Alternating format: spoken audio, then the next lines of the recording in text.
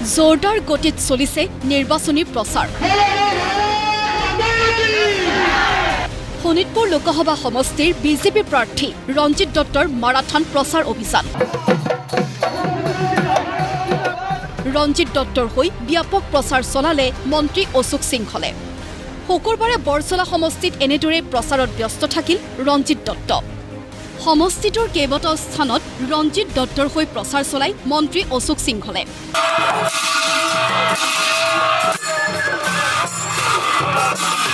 পুৱা নিজ বৰছলা গাঁও পঞ্চায়তত নিৰ্বাচনী প্ৰচাৰ চলোৱা মন্ত্ৰীগৰাকীয়ে দিনটোত মুঠ 4টাকৈ স্থানত চলাই প্ৰচাৰ। বৰছলা সমষ্টিৰ অন্তৰ্গত ডুমডুমা গাঁও পঞ্চায়ত, মাছৰৌমাৰী গাঁও পঞ্চায়ত আৰু ৰাক্ষসমাৰীতো নিৰ্বাচনী প্ৰচাৰ চলাই মন্ত্ৰী অশোক সিংহলে।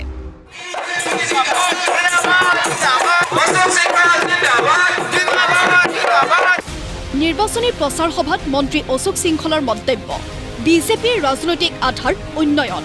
উল্লেখ কৰিলে উগ্ৰপন্থী সমস্যা সমাধানৰ প্ৰসংগ।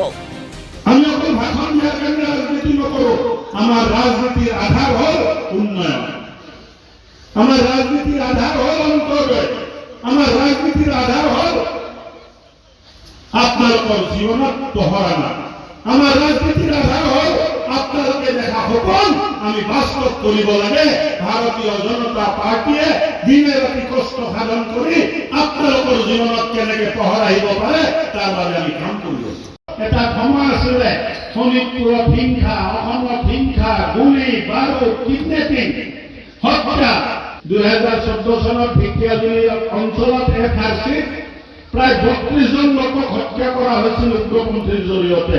মোদী চৰকাৰে সিদ্ধান্ত ল'লে যে দেশত তেনেকুৱা উগ্ৰবাদ, উগ্ৰপন্থী সমস্যা চলিব নোৱাৰে আৰু দেখোঁতে দেখোঁতে প্ৰত্যেকজন উগ্ৰপন্থী সংগঠনৰ লগত শান্তি চুক্তি কৰি অসমত আজি স্থায়ী শান্তি বিৰাজ কৰি আছে। তাৰ অকল যদি কৃতিত্ব ল'ব লাগে ভাৰতীয় জনতা পাৰ্টী আৰু ভাৰতীয় জনতা পাৰ্টীৰ চৰকাৰে ল'ব লাগে। এইবাৰ নিৰ্বাচন বিজেপিৰ বাবে উৎসৱৰ দৰে হ'ব বুলি উল্লেখ কৰি মন্ত্ৰীগৰাকীয়ে আৰু কয়, মই ভাবোঁ যে এবাৰ এক উৎসৱৰ আকাৰে আমি নিৰ্বাচনী পাৰ কৰিম। নিৰ্বাচনী যিটো গণতন্ত্ৰৰ মহান্তম পৰ্ব এই আমি হাঁহি মুখেৰে পাৰ কৰিম। মইতো মোদী ডাঙৰীয়াৰ শিষ্য। মোদী ডাঙৰীয়াই কৈছে সবকা সাথ সবকা বিকাশ। সবকা সাথ বুলি ক'লেতো চব লগত আহিব লাগিব না, লগত নাহিলে মই কেনেকৈ বিকাশ কৰিম। যোনে মানে মোৰ লগত আছে তেওঁলোকৰ সকলো মানে সুখ সুবিধা চোৱা, অভাৱ অভিযোগখিনি দূৰ কৰা দায়িত্ব মোৰ আছে। উল্লেখযোগ্য যে অহা 4 এপ্ৰিলত শোণিতপুৰত নিৰ্বাচনী প্ৰচাৰ চলাব মুখ্যমন্ত্ৰী ডক্টৰ হিমন্ত বিশ্ব শৰ্মাই। ঢেকীয়াজুলি চাহ বাগিচাত এক ৰাজহুৱা সভাত অংশ ল'ব মুখ্যমন্ত্ৰীগৰাকীয়ে।